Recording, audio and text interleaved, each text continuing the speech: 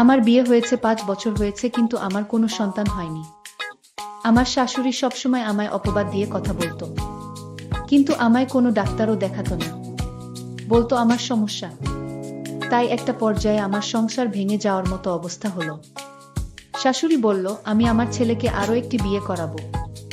আমি এই কথা শুনে কিছুতেই সহ্য করতে পারছিলাম না, আর তাই বাধ্য হয়ে আমি ডাক্তারের কাছে গেলাম। ডাক্তার বলল তোমার বাচ্চা হবে, কিন্তু আমার কিছু পরামর্শ মানতে হবে। আমি বললাম ঠিক আছে, আপনি যা বলবেন তাই হবে। ডাক্তার বলল আমি তোমায় এমন চিকিৎসা দিব যা কাউকে বলা যাবে না। আমিও রাজি হলাম, কিন্তু ডাক্তার সাহেব চিকিৎসার নামে একদিন রাতে আমার সাথে যা করেছিল তা কোনো মেয়ের পক্ষে মেনে নেওয়া সম্ভব ছিল না। তাহলে আসল ঘটনাটি খুলি বলি। আমার নাম ডাক্তার অজয় কুমার। আমি একজন গাইনি বিশেষজ্ঞ ডাক্তার, অর্থাৎ যে সমস্ত মহিলাদের বাচ্চা কাচ্চা হয় না বা গর্ভজনিত সমস্যা, এই চিকিৎসাগুলো আমি দিয়ে থাকি। তাই হাসপাতালে সব সময় সিরিয়ালে আমার গর্ভবতী মহিলা বা যাদের বাচ্চা ধারণ ক্ষমতা নেই, এ ধরনের মহিলাদের সিরিয়াল সবসময় লেগেই থাকে। আর তোমাদেরকে বলে রাখা ভালো, আমি দেখতে বেশ হ্যান্ডসাম। আমার উচ্চতা সরাসরি 6 ফিট এবং দেখতে অনেকটা ফর্সা। তো যাই হোক বন্ধুরা, আমার কাছে একদিন হঠাৎ করে একটি মেয়ে চিকিৎসা নিতে আসলো। তার সমস্যা হচ্ছে প্রায় 5 বছর যাবত বিয়ে হয়েছে, কিন্তু বাচ্চা কাচ্চা হচ্ছে না। আর যেহেতু আমি একজন গাইনি বিশেষজ্ঞ এবং আমার এলাকার মধ্যে অনেক নাম করা, তাই মেয়েটি আমার কাছে আসলো এবং সমস্ত কিছু খুলে বলল। তখন আমি তাকে বিভিন্ন রকমের টেস্ট দিলাম এবং পরীক্ষা করে দেখলাম যে তার বাচ্চা ধরার ক্ষমতা সবকিছু ঠিকঠাক আছে। তারপরেও তার বাচ্চা হচ্ছে না।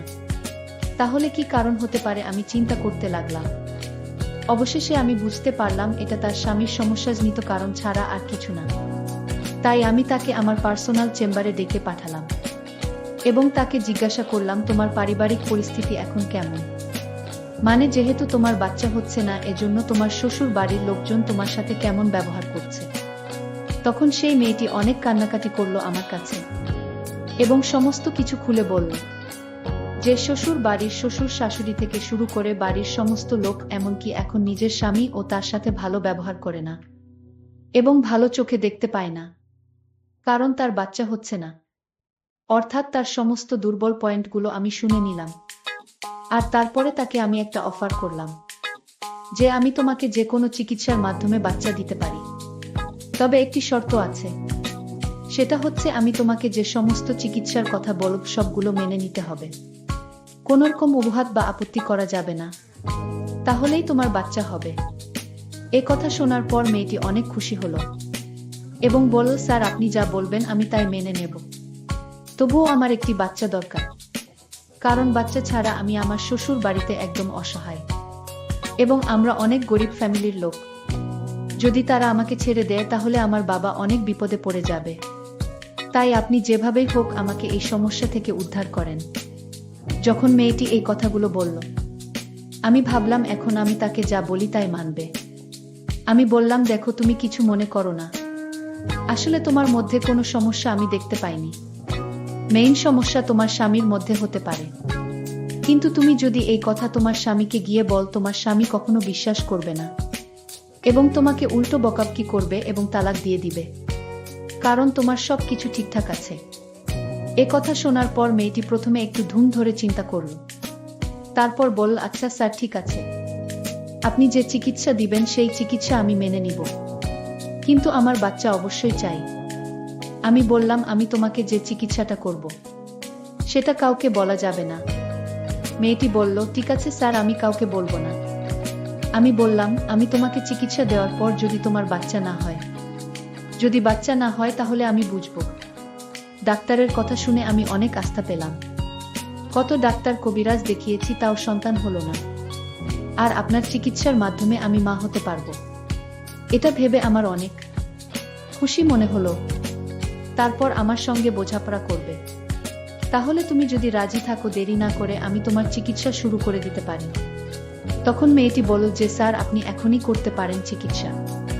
আমি বললাম আমি তোমাকে যে চিকিৎসা করব সেটা এখানে সম্ভব না। তাহলে কোথায় সম্ভব? আপনার যেখানে সম্ভব সেইখানেই আমার চিকিৎসা করুন স্যার। স্যার, চিকিৎসার খরচ সম্পর্কে আপনার চিন্তা করতে হবে। আমার বাবার বাড়ি থেকে দেওয়া গয়নাগুলো আমি বিক্রি করে দেব। ডাক্তার বলল, আরে আমি তোমার চিকিৎসা করব, এটাতে তোমার খরচ তেমন হবে না। খরচ হবে না বললেই চলে। আমি বললাম, ডাক্তার সাহেব, আপনি অনেক দয়ালু মানুষ। আপনার কথা শুনে আমার অনেক ভালো লাগছে। ডাক্তার সাহেব বলল, ঠিক আছে, আমি তোমাকে যেদিন আসতে বলবো সেই দিন তুমি আসবে। আর হ্যাঁ, আমার এই চেম্বারে চিকিৎসা করা যাবে না, তুমি আমার বাসার চেম্বারে আসতে হবে। আমি ডাক্তারের কথা শুনে বললাম, ঠিক আছে স্যার, আপনি যেখানে বলবেন আমি সেই জায়গায় গিয়ে আমি চিকিৎসা নিব। ডাক্তার আরও একটি কথা আমায় জানিয়ে দিলেন। তিনি বললেন যে যেদিন আমি চিকিৎসা নিব সেদিন যেন আমি একা আসি, আমার সঙ্গে অন্য কেউ আসতে পারবে না। আমি এই কথাটা শুনে কিছুটা আশ্চর্য হলাম। আমি তখন একটু চিন্তায় পড়ে গেলাম। মনে মনে ভাবলাম, চিন্তা করলে হবে না, আমার চিকিৎসার মাধ্যমে বাচ্চা চাই। আমি বললাম, স্যার, আমি কোনোদিন আসব। ডাক্তার বলল, তোমার ফোন নাম্বারটি দিয়ে যাও, আমি তোমাকে যেদিন কল করব ঠিক সেই দিন তুমি বাসার চেম্বারে চলে আসবে। ডাক্তার বলল, আমার একটি কার্ড নিয়ে যাও, এই কার্ডে আমার বাসার ঠিকানা দেওয়া আছে, আমি যেদিন তোমায় ফোন করব ঠিক সেই দিন চলে আসবে। আমি বললাম, ঠিক আছে স্যার। আমি বাড়িতে ফিরে আসলাম। এসে দেখি আমার স্বামী ঘরে মন খারাপ করে শুয়ে আছে। আমার স্বামী আমায় জিজ্ঞেস করলো, কোথায় গিয়েছিলে তুমি? আমি বললাম, আমি একটু বাপের বাড়ি গেছিলাম, আব্বার শরীরটা তেমন ভালো ছিল না তাই। আমার স্বামী বলল, আমার কাছ থেকে অনুমতি নেওয়ার প্রয়োজন ছিল না। আমি তাকে বললাম, দেখো, আমি তোমার নাম্বারে ফোন দিয়েছিলাম, তখন তোমার ফোন বন্ধ ছিল, আর তাছাড়া তুমি বাড়িতে ছিলে না, আর তাই বাবার অসুস্থতার কথা চিন্তা করে চলে গেছিলাম। আমার স্বামী বলল, আমি মানছি আমি বাড়িতে ছিলাম না, আমার মা তো ছিল, মায়ের কাছে বলে যেতে পারতে। আমি তখন বললাম, মা তো শুধু আমায় বকাশকা করে আমাকে দেখতে পারে না, সবসময় কুটা দিয়ে কথা বলে আমি নাকি এ বাড়িতে পোড়া কপাল নিয়ে এসেছি, আমার সন্তান হয় না। এটা কি আমার দোষ? আল্লাহ যদি না দেন তাহলে আমাদের কোনো হাত আছে? আপনার মায়ের কথা আমার আর সহ্য হয় না। আমি কত অপমান সহ্য করে তোমার বাড়িতে আছি, আমি এতে কিছু মনে করি না, আমি আম্মার কথায় কিছু মনে করি না। আমি ভাবি যে এরকম সবার বেলায় হতে পারে। আমার স্বামী বলল, তাই বলে কি আমার মায়ের কাছে বলে যাবে না? আমি বললাম, ঠিক আছে, এইবার আমার ভুল হয়ে গেছে, আমি এখন থেকে কোথাও গেলে আমি আপনাকে না পেলে মাকে বলে যাব। আমি জানি এখন আমার স্বামীর কাছে ভুল স্বীকার না করলে সে সারাক্ষণ বকবক করবে, এর চাইতে ভুল স্বীকার করলেই তার কাছে আমি ভালো। আর তার কাছে ভালো থাকার জন্য আমি মাথাটা নিচু করে দিলাম। আমার স্বামী তখন আমায় আদেশ করে বলল, আর কোনোদিন তার অনুমতি ছাড়া যেন বাড়ির বাহিরে না যাই। আমি বললাম, ঠিক আছে, আমি আপনার অনুমতি ছাড়া বাড়ির বাহিরে যাব না। এরপর দিন ডাক্তার সাহেব রাত 8টার দিকে আমায় ফোন দিল আর বলল, তুমি আজ আমার বাসার চেম্বারে আসো, আজ তুমি আমার সাথে দেখা করো, আজ তোমাকে সঠিক চিকিৎসা দিব। আমি বললাম, ডাক্তার সাহেব, এখন তো রাত হয়ে গেছে, দিনে আসলে হয় না। ডাক্তার সাহেব তখন আমায় ধমক দিয়ে বলল, তুমি কি আমারে অন্যদের মতো মনে করো? আমি একজন ডাক্তার, আমি সারাদিন বিজি থাকি, আমার প্রতিদিন হাজার হাজার রোগী দেখতে হয়, কিন্তু তোমার রোগটা একটু ভিন্ন, তাই তোমাকে আমার বাসার চেম্বারে আসতে বললাম। তুমি মনে করছো আমি দিনে ফ্রি থাকি? আমার রাতে ছাড়া আর সময় নাই। যদি চিকিৎসা নিতে চাও তাহলে আজ চলে এসো, আমার মতো এরকম ডাক্তার আর পাবে না। আমি ডাক্তারকে বললাম, ডাক্তার সাহেব, আমি আসছি।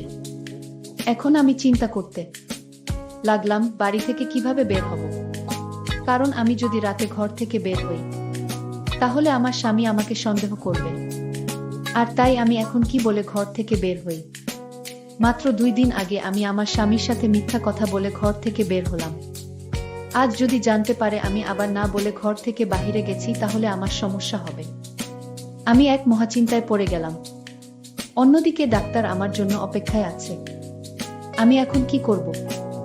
আমি সিদ্ধান্ত নিলাম, আমার আজ যে করে হোক আমার ডাক্তারের কাছে যেতে হবে আর চিকিৎসাটা নিতে হবে।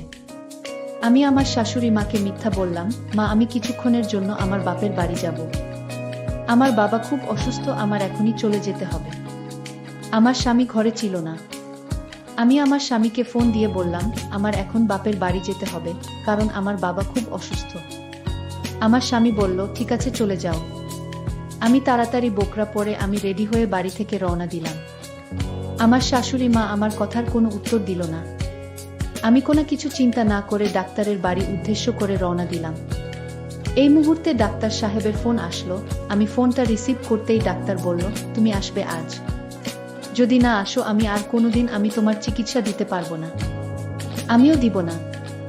আমি ডাক্তার সাহেবকে বললাম, আমি রাস্তায় আছি, আমি আসতেছি, আপনি কিছুক্ষণ ওয়েট করেন, আমি আসতেছি। ডাক্তার বলল, ঠিক আছে। ডাক্তার সাহেব তখন চিন্তায় পড়ে গেলেন।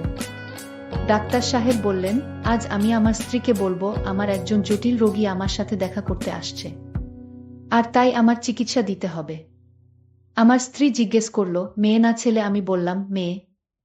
আমি মনে মনে সিদ্ধান্ত নিলাম, আজ ডাক্তারের আসল রহস্য জানতে পারবো। আমার স্ত্রী বলল, তাহলে তুমি তাকে চিকিৎসা কি বাসায় করবে? আমি বললাম, ওনার একটু জটিল সমস্যা, তাই আজ চেম্বারে আসতে পারেনি তো, আর তাই এখন বাসায় আসছে।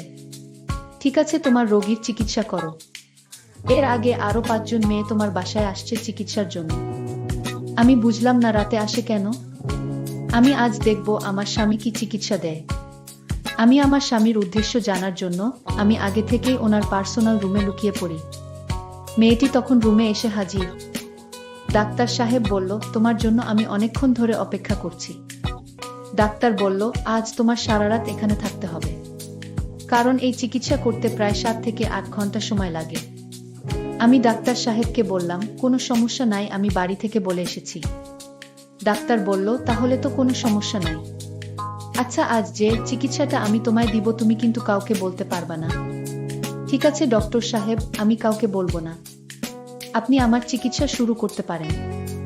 ডাক্তার বলল, ঠিক আছে, তুমি বেডে শুয়ে পড়ো, কোনো নড়াচড়া করবে না। আমি বললাম, ঠিক আছে ডাক্তার, আমি বেডে শুয়ে পড়ছি। তখন আমি লক্ষ্য করলাম ডাক্তার সাহেব লাইট বন্ধ করে দিল। আমি বললাম, ডাক্তার সাহেব লাইট বন্ধ করলেন কেন? ডাক্তার সাহেব বলল, আমি তোমায় এখন যে চিকিৎসা দিব সেটা অন্ধকারে দিতে হয়। আমি বললাম, না ডাক্তার সাহেব, আমার খুব ভয় করছে, আমার সাথে কেউ আসেনি, আমি একা আপনার রুমে, আমার খুব ভয় করছে। ডাক্তার বলল, ভয়ের কিছু নাই, চিকিৎসা নিতে হলে ভয় করলে চলবে। ডাক্তার সাহেব যখন আমার বেডে আসলো, ঠিক তখনই লাইটটা জ্বলে উঠল। ডাক্তার সাহেব চমকে উঠল, লাইট কিভাবে জ্বলে উঠল? বাড়িতে কি ভূত এসেছে নাকি? আমার প্ল্যানটাই নষ্ট করে দিল। তখন আমার স্ত্রী বলল, হ্যাঁ, বাড়িতে ভূত এসেছে, এই যে দেখতে পাচ্ছ, আমিই তো ভূত। আমি বললাম, আশ্চর্য, তুমি না আমার রুমে ঘুমিয়েছিলে, তুমি এখানে কি করে আসলে? আমি বললাম, তোমার আসল চিকিৎসাটা দেখার জন্য আমি আগে থেকেই ঘরে লুকিয়েছিলাম, এই বুঝি তোমার চিকিৎসা? আমার স্ত্রীকে বললাম, তুমি যা ভাবছো আমি ঠিক তেমনটা নই। মেয়েদেরকে মিথ্যা কথা বলে তুমি এইভাবে চিকিৎসার নামে এসব করো। আমি ডাক্তার সাহেবের স্ত্রীর কথা শুনে চমকে উঠি, হায় আল্লাহ, আমি আজ বেঁচে গেলাম। আমি ডাক্তার সাহেবের উদ্দেশ্য বুঝতে পারিনি। তার বাহিরের চেহারাটা অনেক সুন্দর, কিন্তু ভিতরের দৃশ্যটা যে এত নোংরা আমি জানতাম না। আজ হয়তো আমি ডাক্তার সাহেবের স্ত্রীর জন্য বেঁচে গেলাম। ডাক্তার সাহেবের স্ত্রী আমাকে বলল, এই মেয়ে তোমার বাড়ি কই? আর তোমার মা বাবা স্বামী কেহ নাই?